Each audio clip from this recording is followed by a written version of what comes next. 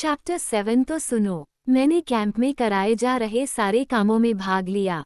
जैसे जैसे मुझे बताया गया कि जिंदगी को खुशी और शान के साथ गुजारना चाहिए और अपने व्यक्तित्व का विकास करना चाहिए। हाँ, तुम्हारे कैंप की किताब में मैंने भी ऐसा ही कुछ पढ़ा था। हम बड़े बड़े पत्थरों के पास आग जलाकर या फिर इन तारों की छांव में शोर मचाते थे, जहां हर लड़की अपनी खुशी को सबकी आवाजों में डुबो देती थी। तुम्हारी याददाश्त बहुत अच्छी है, लो, लेकिन तुम गली वाले शब्द मत बोला करो। और कुछ, मैंने भी इसी को अपनी जिंदगी का उसूल बना लिया है।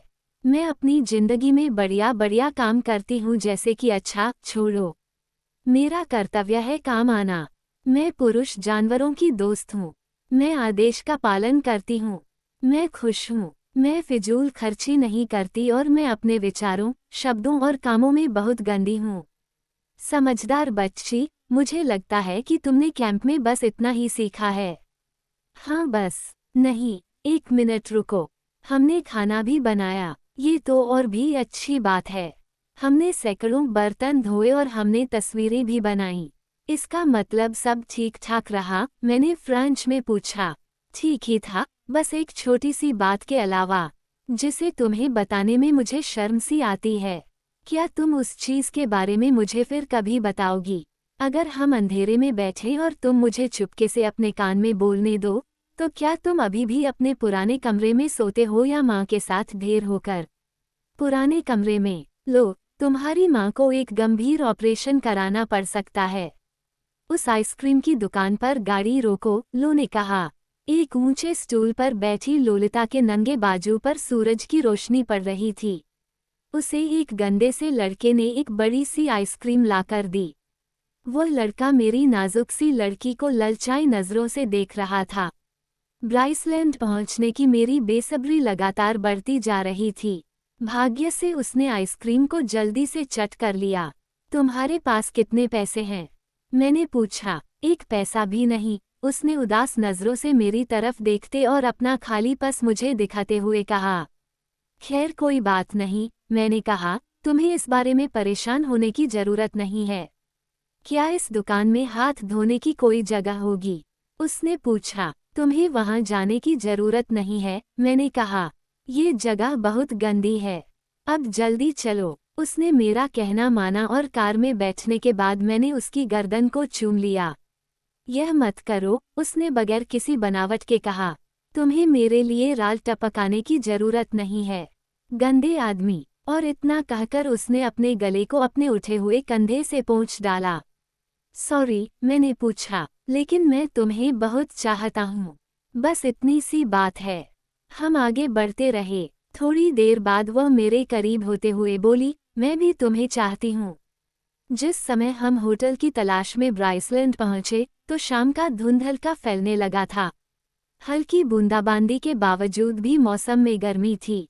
सड़कों पर बिजली के खंभे हल्की हल्की सी रोशनी बिखेर रहे थे। एक जगह हमने देखा कि एक थिएटर के बाहर फिल्म देखने वाले लोगों की कतार लगी हुई थी। मैं वो फिल्म देखना चाहती हूँ। हम रात के खाने के बाद चलेंगे। चलोगे ना? हो सकता है, मैंने कहा। लेकिन मैं जानता था कि जब रात 9 बजे फिल्म का शो शुरू होगा, तो मेरा शो भी शुरू हो रहा होगा और तब लोलिता मरी हुई सी मेरी बाहों में होगी। मुझे लग रहा था कि अगर हम जल्दी ही होटल नहीं पहुंचे, तो ये खटारा कार जरूर हमें परेशान करेगी। लेकिन मैं जिन लोगों से होटल का पता पूछ रहा था, वे खुद उस होटल से अनजान लग रहे थे। लोगों को फिर से भूख लगने लगी थी। इधर मैं ब्राइसलैंड की सड़कों और गलियों पर होटल की तलाश में भटकता फिर रहा था। बहरहाल किसी तरह किस्मत मुझ पर मेहरबान हुई। जब एक पेड़ के नीचे खड़ी कार में बैठे एक लड़के और लड़की, जो कि एक दूसरे से चिपके हुए थे, से मैंने पूछा तो उन्होंने मुझे होटल का सही पता बताया और थोड़ी ही देर बाद हम होटल के सामने खड़े थे। कारों की लंबी कतार में हमें जगह नहीं मिल पा रही थी, लेकिन तभी उनमें से एक कार निकलकर गई और मैंने अपनी कार उसी जगह पार्क कर दी। वाह, बढ़िया होटल है, लोलिता ने कार निकलते हुए कहा। हल्की हल्की बारिश अभी भी जारी थी। मैंने कार की डिक्की खोली और एक को बड़ा नीग्रो हमारा सामान होटल की लॉबी में ले जाने लगा। वहां पर अधिकतर पादरी और बूढ़े लोग ही थे। मैं उस भीड़ में जगह बनाता हुआ रिसेप्शन तक पहुंचा, जहां एक बूढ़ा आदमी खड़ा था। लगता था कि जैसे इस बूढ़े होटल में सभी बूढ़े हों। उसने मेरा टेलीग्राम निकालकर मुझे दिखाया और बोला, सॉरी, मैंने 2 बेड वाला एक कमरा आपके लिए 6:30 बजे तक रोके रखा, लेकिन अब वह किसी और को दिया जा चुका है। एक धार्मिक सम्मेलन के अलावा ब्राइसलैंड में आजकल एक फ्लावर शो भी चल रहा है, जिसकी वजह से यहाँ काफ़ी भीड़ है, और मेरा नाम हम्बर्ग नहीं है। मैंने उसकी बात काटते हुए कहा, न हम्बर्ग है, बल्कि हम्बर्ट है, और कोई भी कमरा चल जाएगा। बस उसमें मेरी बेटी के लिए बेड डलवा दीजिए। वह 10 साल की है और बहुत थकी हुई है। बूढ़े आदमी ने लो को देखा, जो कि जमीन पर बैठकर एक कुत्ते के सिर पर हाथ फेर रही थी, और कुत्ते की मालकिन उससे बात कर रही थी। उसे देखकर बूढ़े के मन में जो भी संदेह था, दूर हो गया। उसने कहा कि अभी एक डबल बेड रूम खाली है, लेकिन शायद बेड एक ही मिल पाए। मैंने अपना पेन निकालते हुए कहा, हम ऐसे ही काम चला लेंगे। वैसे शायद बाद में मेरी पत्नी भी आ जाए, लेकिन हम रात गुजार लेंगे। बूढ़े ने, जिसका नाम स्वाइन था, एक और बूढ़े पात्स को हमें कमरा बताने को कहा।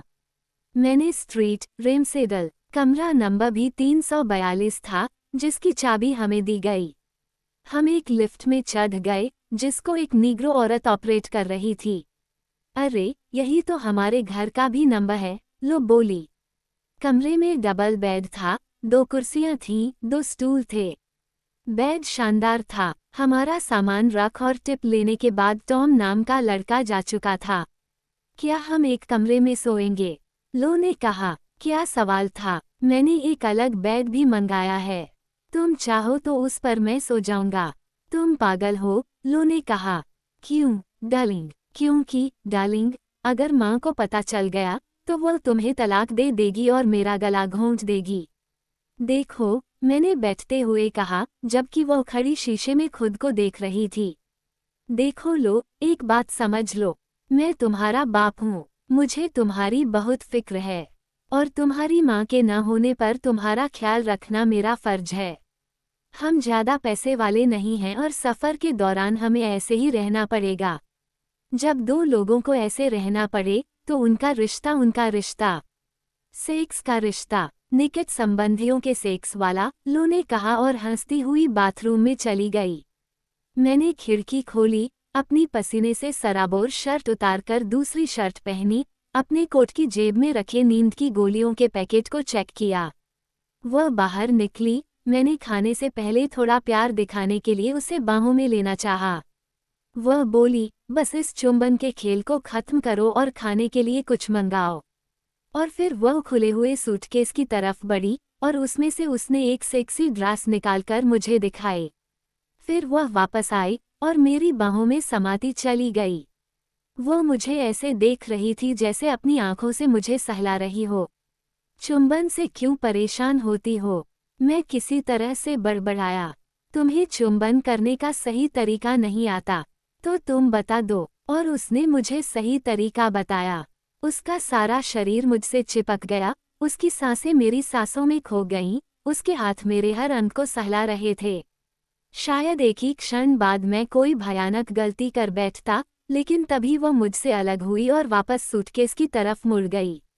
बाथरूम में जाकर मुझे वापस अपनी सही हालत में आने में थोड़ा समय लगा, जबकि बाहर से उसकी खुशी भरी किलकारियों की आवाज़ें आती रहीं। ठीक है, अगर तुम्हें भूख लगी है, तो खाने के लिए चलो, मैंने वापस आकर कहा। हम फिर से लिफ्ट तक आए और पास पास खड़े हो गए। उसने पूरा मुंह खोलकर एक जम्हाई ली और अपने सिर को झटका दिया। तुम्हें कैंप में सुबह किस वक्त उठा दिया जाता था? 6:30। उसे फिर से जम्हाई आ गई। 6, 6:30। उसे फिर एक जम्हाई आई। होटल का डाइनिंग हॉल 9 बजे बंद हो जाता था, इसलिए हमारे खाना खत्म करने तक वहाँ बस हम दोनों ही रह गए थे। खाने के बाद हमने अपने लिए आइसक्रीम मंगाए और तब मैंने अपनी जेब से नींद की गोलियों की शीशी निकाली। बहुत संभालकर मैंने उसमें से एक गोली निकालकर हथेली पर रखी, और फिर जिस तरह मैं कई बार शीशे के सामने बैठकर प्रैक्टिस कर चुका था, अपनी खाली हथेली को मैंने अपने मुंह पर इस तरह मारा जैसे एक गोली खाई हो। मुझे जिस बात की आशा थी, वही हुआ। लो फौरन मेरी शीशी पर झपटी। नीली, वह जोर से बोली, गहरी नीली। ये किस चीज की बनी हुई है? ये फलों और विटामिनों से बनी है। इसे खाकर बैल जैसी ताकत आ जाती है। तुम लोगी। लोलिता ने सिर हिलाते हुए अपना हाथ आगे बढ़ा दिया। मुझे उम्मीद थी कि इसका उस पर जल्दी ही असर होगा और ऐसा हुआ भी। वह सुबह से उठी हुई थी। सवेरे उठकर वह बेटिंग के लिए गई थी, इसलिए थकी हुई भी थी। उसकी जम्हाइयां बढ़ती चली गईं। डाइनिंग रूम से निकलने तक फिल्म देखने का प्रोग्राम भी उसके दिमाग से निकल चुका था। लिफ्ट में वह मेरा सहारा लेकर खड़ी रही। मैं लगभग घसीटकर उसे कमरे तक लाया। वहां वह झूमती हुई उसी बेड के किनारे बैठ गई।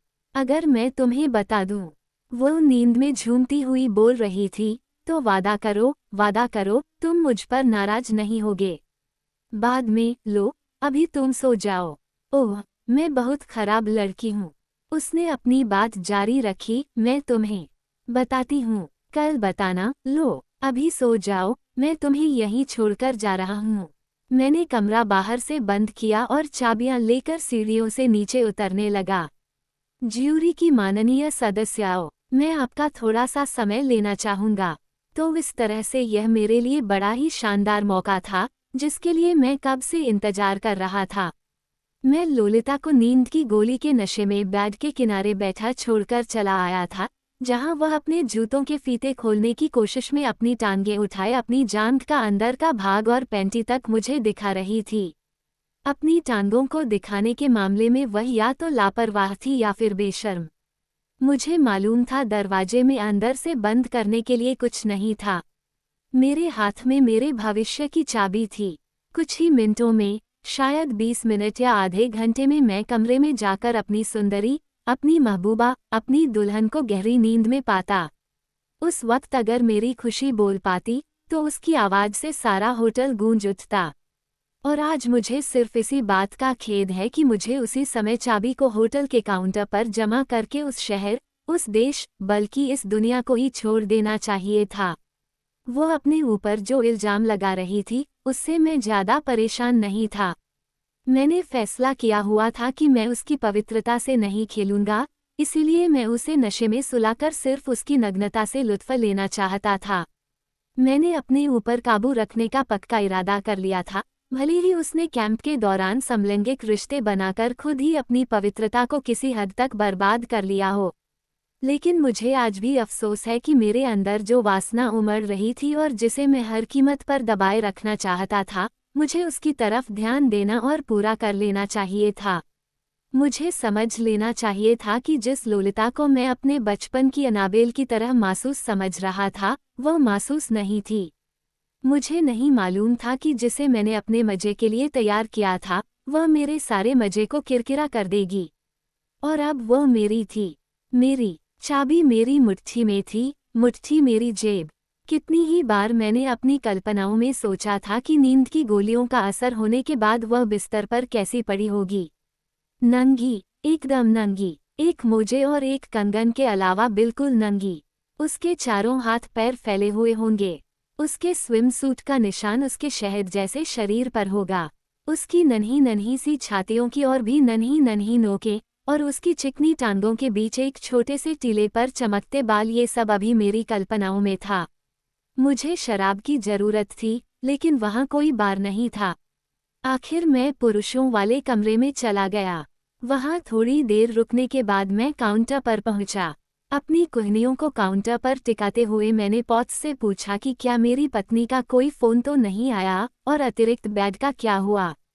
उसने बताया कि मेरी पत्नी का कोई फ़ोन नहीं आया, वह तो मर चुकी थी और बेड कल डलवा दिया जाएगा, अगर हम कल भी रुके तो। मैं इधर उधर घूमता रहा। मेरे खून का दौरा बार बार बढ़ता घटता जा रहा था। मैं एक बार फिर से वापस लॉबी में आया, और वहां मैंने देखा कि बहुत सारे लोग थे, जो फूलों वाले या फिर काले कपड़े पहने मौजूद थे। मेरी नज़र एक जगह टिक गई। वह लोलिता की ही उम्र की एक किशोरी थी। उसे देखकर लोलिता के प्रति मेरी प्यास फिर से बढ़ गई। उस लड़की ने मेरी प्यासी नज़रों को भांप लिया और मुझसे नज़र बचाकर अपनी माँ से बातें करने लगी। मैं लॉबी से निकलकर बाहर आया और लैंपों के आसपास मंडराते कीड़े मकोड़ों को देखने लगा। मैं सोच रहा था कि क्या मैं लोलिता के पास जाने की हिम्मत नहीं जुटा पा रहा हूँ। तभी मुझे महसूस हुआ कि अंधेरे में मेरे पास ही कोई और भी है। मैं उसका चेहरा तो नहीं देख पाया, लेकिन उसके वहां होने का एहसास मुझे हो गया था। मैं वहां से हटने ही वाला था कि वह मुझसे बोला, तुम उसे कहाँ छोड़ आए? मैं समझा नहीं। मैंने कहा कि मौसम अच्छा हो गया है। वह बोला, लगता तो ऐसा ही है। तुम्हारे साथ वह लड़की कौन है? मेरी बेटी। तुम झूठ बोल रहे हो, वह तुम्हारी बेटी नहीं है। मैं आपका मतलब नहीं समझा। मेरा मतलब उसकी माँ कहाँ है? मर गई। समझा। I am sorry. वैसे आप दोनों कल मेरे साथ लंच करें तो मुझे अच्छा लगेगा। तब तक यहाँ की सारी भीड़ भी जा चुकी होगी। तब तक हम भी जा चुके होंगे। Good night. सॉरी, मैं पिए हुए हूँ। Good night. तुम्हारी बेटी को नींद की जरूरत है। कहते हैं कि नींद एक गुलाब की तरह होती है। आप सिगरेट पिएंगे? अभी नहीं। उसने माचिस जलाई, लेकिन फिर भी शायद तेज हवा की वजह से मैं उसका चेहरा नहीं देख सका। हाँ, उसी के पास बैठे एक बूढ़े का चेहरा मैंने जरूर देखा। अंधेरा फिर से छा गया। बूढ़े आदमी ने खांसते हुए थूक दिया। मैं वहां से हटाया। कम से कम आधा घंटा जरूर हो गया होगा। मुझे उस आदमी से लेकर शराब पीनी चाहिए थी। मेरा सारा शरीर सितार के तारों की तरह तना हुआ था और दुख रहा था। लिफ्ट के बाहर काफी भीड़ थी, इसलिए मैं लिफ्ट के बजाय सीढ़ियों से ऊपर आया। चाबी ताले में लगी और अगले ही पल मैं कमरा नंबर 342 के अंदर था। बाथरूम के अधखुले दरवाजे से रोशनी आ रही थी। खिड़की के बाहर से छन छन कर आ रही रोशनी में मैंने देखा कि लोलिता अपना एक नाइट गाउन पहने करवट लिए सो रही थी। उसकी पीठ मेरी तरफ थी। पतले से नाइट गाउन से झांकते उसके नंगे अंग के आकार के हो रहे थे। उसने अपने सिर के नीचे दोनों तकिए रखे हुए थे। मैंने अपने कपड़े उतारकर पाजामा पहनने में जरा भी देर नहीं लगाई। मैंने अपना घुटना अभी बेड के किनारे पर रखा ही था कि लोलिता ने करवट ली और मुझे देखने लगी। ये बात मेरी उम्मीद के बिल्कुल खिलाफ थी। मैंने तो सोचा था कि वह गोली पूरी एक सेना को सुलाने में सक्षम होगी, लेकिन यहाँ मेरे सामने लोलिता तो आंखें खोले मुझे देख रही थी और भर्राई हुई आवाज में मुझे बाबरा कहकर पुकार रही थी। जबकि यह बाबरा पाजामा पहने बिस्तर के किनारे बिल्कुल खामोश खड़ी थी। आखिर निराशा के साथ एक ठंडी सांस छोड़कर वह फिर से सो गई। 2 मिनट तक मैं उसी निराशा के साथ उसी तरह खड़ा रहा। उसकी सांसों की आवाज से लग रहा था कि वह सो गई है। आखिर मैं बिस्तर के किनारे लेट गया और वह मुंह खोले मुझे फिर से देखने लगी। मुझे ये बाद में पता चला कि जो गोलियां मुझे रिम्सिडल के डॉक्टर ने दी थीं, वे बिल्कुल साधारण गोलियां थीं, जिनका असर हल्के से नशे के अलावा कुछ नहीं होता था। वह डॉक्टर बिल्कुल बेवकूफ़ था या बहुत चालाक, मुझे नहीं मालूम। मुझे तो बस इतना मालूम है कि मैं धोखा खा चुका था। जब लोलिता ने दोबारा आंखें खोली, तो मैं समझ गया कि मैंने जिस चीज़ पर भरोसा किया हुआ था, वह बेकार साबित हुई। धीरे धीरे उसने फिर अपना सिर घुमाया और तकिए पर रख दिया। मैं बिस्तर के किनारे लेटा उसके बिखरे बाल, उसके कंधे व कूल्हे को देखता रहा। उसकी सांसों से मैं उसकी नींद की गहराई का अंदाजा लगाता रहा।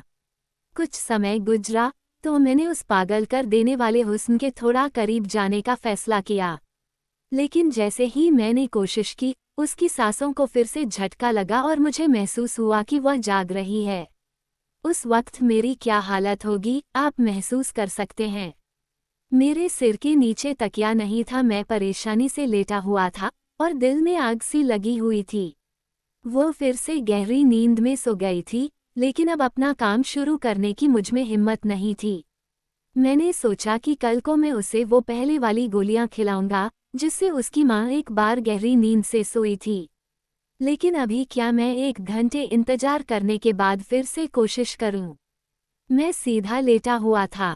मेरी हिम्मत लोलिता के कूल्हों की तरफ करवट लेने की भी नहीं हो रही थी। आधी रात तक आसपास के शोर की आवाज से मैं जागता रहा, कभी लिफ्ट का शोर और उसमें से निकल कर जाने वाले लोगों की गुड नाइट का शोर, कभी किसी पड़ोसी के खांसने या झरने की तरह टॉयलेट में बहने वाले पानी का शोर, और कभी खिड़की के नीचे ट्रकों का शोर। और मुझसे, मेरे जलते हुए वजूद से 6 इंच से भी कम दूरी पर लोलिता लेटी हुई थी। काफी देर इंतजार के बाद मैं फिर उसकी तरफ बढ़ा और वह जागी नहीं। उसके कंधे मेरे गाल को छू रहे थे, और फिर वह अचानक उठकर बैठी, कुछ बड़बड़ाए और फिर से लेटकर सो गई। लेटते लेटते उसका हाथ मेरे मुंह पर पड़ा। मैंने उसे पकड़ लिया, लेकिन उसने नींद में ही अपना हाथ छुड़ाया और हालात फिर पहले जैसे हो गए। उसकी कमर हम्बट की ओर, और हम्बट अपनी ही आग में जलता हुआ। मैं उठकर पानी पीने के लिए बाथरूम में गया, और जब वापस आया तो वह भी उठकर बैठ गई और पानी मांगने लगी। जब वह पानी पी रही थी, तो मैंने उसके नीचे से एक तकिया अपने लिए खींच लिया। पानी पीकर उसने अपने गीले होंठ मेरे कंधे से पोंछे, और फिर से सो गई। मैं उसे एक और गोली देने की हिम्मत नहीं कर सका, लेकिन पता नहीं क्यों, मुझे अभी भी पहली गोली पर किसी हद तक भरोसा था। कई बार निराशा हाथ लगने के बावजूद भी मैं फिर से उसकी ओर बढ़ा। मेरे तकिए में उसके बालों की खुशबू बसी हुई थी। उसकी तरफ बढ़ते हुए मैं बार बार डरकर रुक जाता था। कभी कभी मुझे ऐसा भी धोखा होने लगता था जैसे वह खुद भी अपने कूल्हे मेरी तरफ बढ़ा रही हो। अजीब कश्मकश की हालत थी, कभी डर तो कभी उम्मीद। मैं उस रात के बारे में इतना विस्तार से इसलिए बता रहा हूँ, ताकि मैं ये साबित कर सकूं कि मैं न तो एक दुष्ट और जंगली आदमी हूँ, न था और न हो सकता था। मैं लोलिता को एक अपराधी की नहीं, बल्कि एक शायर की नज़र से देखता था। रात के 4 बजे तक होटल में सन्नाटा छाया रहा। उसके बाद फिर से रात के पहले पहर जैसा शोर शुरू हो गया। लिफ्ट का शोर, टॉयलेट में पानी के बहने का शोर, लिफ्ट से आते जाते लोगों की हाय हेलो का शोर, ज्यूरी की बेहिस सदस्यों। मैंने सोचा था कि लोलिता के प्रति अपनी ख्वाहिश का इजहार करने में मुझे महीनों नहीं, बल्कि शायद कई साल लग जाएंगे, लेकिन वह सुबह 6 बजे जागी और 6:15 होते होते हम एक दूसरे के प्रेमी बन चुके थे। और आपको ये जानकर आश्चर्य होगा कि ऐसा करने की दावत उसने मुझे दी। उसके उठने की पहली जम्हाई सुनते ही मैं बहाने से गहरी नींद में सो गया, क्योंकि मेरी समझ में ही आया कि और क्या करूं। मैं सोच रहा था कि क्या वह मुझे अपने ही बेड पर लेटा देखकर नाराज होगी, क्या वह मांग करेगी कि उसे फौरन उसकी मां के पास रेमसेडर ले जाया जाए, या उसे वापस कैंप में छोड़ आया जाए। लेकिन ऐसा कुछ नहीं हुआ। मुझे महसूस हो रहा था जैसे वो मुस्कुराती हुई नज़रों से मुझे देख रही है। वह मेरे करीब आ गई, और मुझे अपनी गर्दन पर उगे बालों का लम्स महसूस हुआ।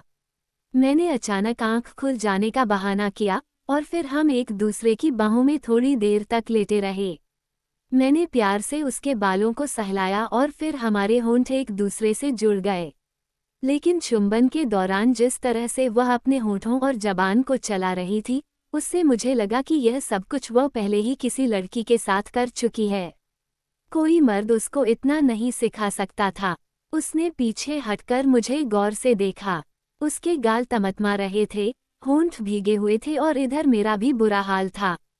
फिर अचानक उसने अपना मुंह मेरे कान पर रख दिया, लेकिन जो कुछ उसने कहा वह मैं नहीं सुन सका। वह अपने चेहरे से बालों को हटाती हुई हंसी, और एक बार फिर उसने मेरे कान में कुछ कहने की कोशिश की, और हालांकि मैं सुन इस बार भी नहीं सका, लेकिन जो कुछ मैंने अंदाजा लगाया वह ये था कि वह सब कुछ किया जा सकता था। तुम्हारा मतलब है कि तुमने कभी नहीं उसको, जैसे मेरी बात का यकीन नहीं आ रहा था। तुमने कभी नहीं, वह फिर से बोली। मैं अपनी नाक से उसके चेहरे को सहलाने लगा, लेकिन उसने पीछे हटते हुए कहा, लेट जाओ तुम। बड़ी अजीब सी बात है कि उस दिन भी और बाद में भी काफी लंबे समय तक वह मुंह के चुंबन और संभोग के अलावा कुछ भी करने को बकवास या बेवकूफ़ी कहा करती थी। तुम्हारा मतलब, अब वो मेरे ऊपर झुकी हुई कह रही थी, तुमने अपने बचपन में कभी यह नहीं किया? कभी नहीं, मैंने जवाब दिया। तो ठीक है, लोलिता बोली, यहाँ से शुरू किया जाता है। लेकिन मैं अपने पाठकों को वह सब बताकर बोर नहीं करूँगा जो वह जानते ही हैं।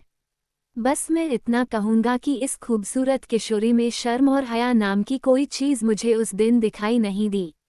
आधुनिक समय के लड़कों के साथ पढ़ाई, उठना बैठना, खेलना कूदना और कैंप उसे बिल्कुल ही बिगाड़ चुके थे। वह इस सारे काम को सिर्फ एक खेल की तरह ले रही थी। जो काम बड़ों के लिए नस्ल आगे बढ़ाने की चीज़ है, वो उसके लिए खेल था।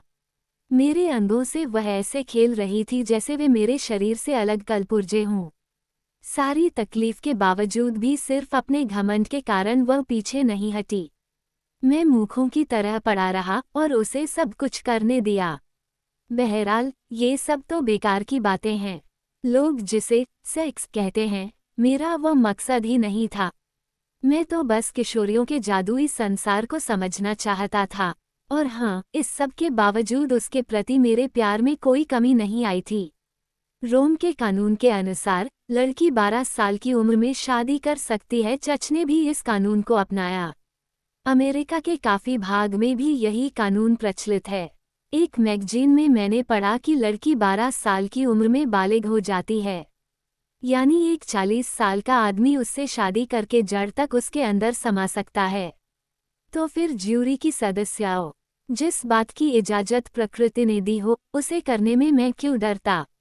और वैसे भी आपने तो अब समझ ही लिया होगा कि मैं लोलिता का पहला प्रेमी नहीं था। बाद में उसने मुझे बताया कि वो कैसे बिगड़ी थी। हम खाते रहे और यही सब बात करते रहे। उसने सबसे पहले पिछले साल लगे कैंप की अपनी एक साथी लड़की के बारे में बताया, लेकिन वो मुझे उसका नाम नहीं बता रही थी। क्या वह ग्रेस एंजल थी? मैंने पूछा। नहीं, लोलिता ने सिर हिलाते हुए कहा। वह एक बड़े बाप की बेटी थी। तो फिर क्या रोज कारमीन थी? नहीं, वो भी नहीं। तो फिर अग्निस शेरिडन होगी। लोलिता ने फिर सिर हिलाकर इनकार किया और पूछने लगी कि इन सब के बारे में मैं कैसे जानता हूँ। मैंने उसे बताया तो वह बोली, अच्छा, अगर तुम जानना ही चाहते हो तो मैं तुम्हें बताती हूँ कि वो लड़की एलिजाबेथ टेलेबोट थी। और तब मुझे याद आया कि शैलट अक्सर समारोहों में दूसरी स्त्रियों से बात करते हुए कहती थी। जब पिछले साल मेरी बेटी एलिजाबेथ टेलेबोट के साथ कैंप में गई थी, तो मैंने पूछा कि शैलट को या एलिजाबेथ की मां को इस संबंध के बारे में पता था।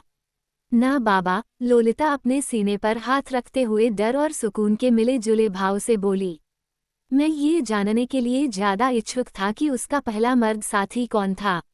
लोलिता को रिमसेडल आने पर 11 वर्ष की उम्र में 6ठी क्लास में दाखिला दिलाया गया था। उसने बताया कि मिरेंडा परिवार की 2 जुड़वां लड़कियां एक ही बेड पर लेटकर कुछ कुछ किया करती थीं।